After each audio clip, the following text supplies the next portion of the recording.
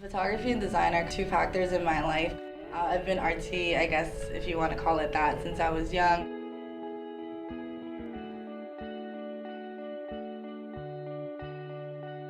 My name is Claudia Habrahamshon. I go to Montclair State University and I'm studying for a BFA in graphic design and a BA in studio art with a concentration in photography. To me, there's a very big difference between what is art and what design is. Art is something that's more based on emotion, and for me, design is a lot more different than that. There's a lot of principles that need to be applied to your designs. There's levels of hierarchies that you need in terms of your typography and like bodies of text and your visuals that you use. It was offensive to me when someone would call me an art major instead of a design major. It's just two very different things.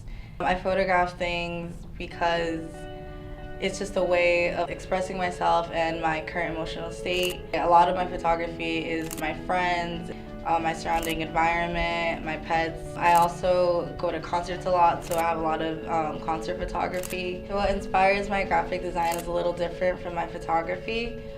A lot of times with graphic design, you kind of just have this problem in front of you that you have to figure out. There's not that much inspiration, but more so a lot of research that comes with it.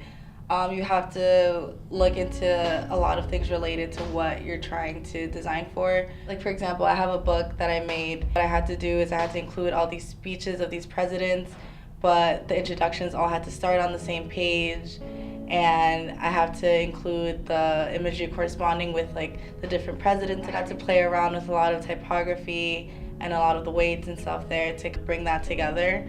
A lot of the elements, they kind of have to make sense, and they have to basically bring a solution to the problem that you're trying to solve in design.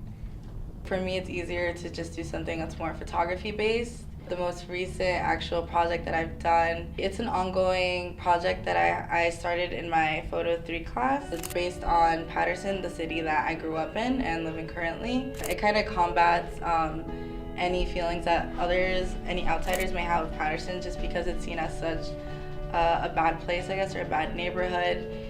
However, I find a lot of comfort in a lot of the places there because I've lived here for so long.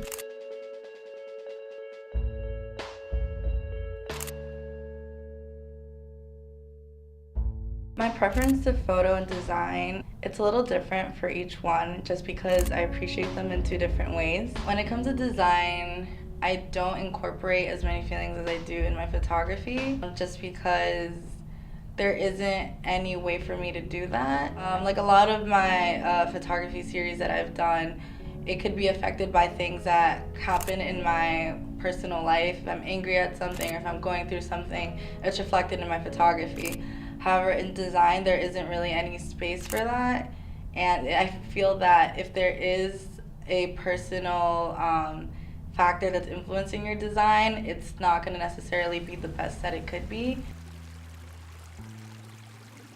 Art versus design, that whole thing for me, I guess it's a little skewed now that I'm a photography student as well. Well, right now what I would like to be considered as, I would be fine with being considered an art student just because I do both art and design now. However, I would prefer a design student just because it's what I've been focusing on the past 4 years, and photo is something that kind of just, I added on at the end kind of thing.